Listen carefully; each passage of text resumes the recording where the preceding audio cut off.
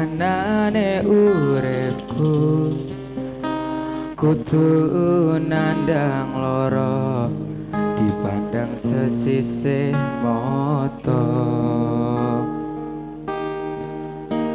Yen akhire kudu kuat-kuatke, aku mung wong sepele kudu kuat atine.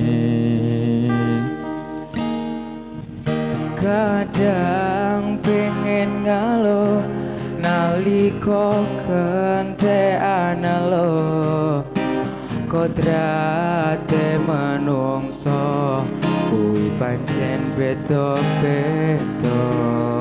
Dedel duel ati nombo kasunyatan niki kudu tak tambani kanggo jalani uripku iki.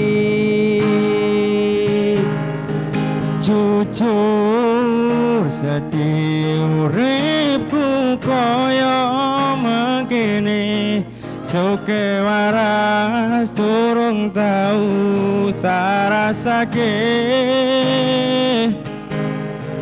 Urip dhewe tresno ora ono sing gawe, kudu sabar mung dianggep wong sepele. Lakuwe kadang kesandung, ora ono sing nulung, tangise ning ati ra bisa tak pendung.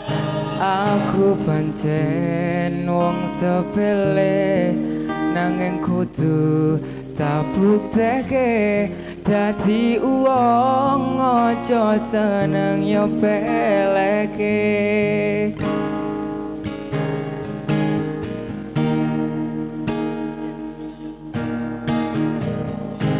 Yen takdire kudu dikuat-kuatke, aku omong sepele kudu kuat atine. Kadang pengen ngeluh nalika kentekan lo, kodrate manungsa kuwi pancen beda-beda.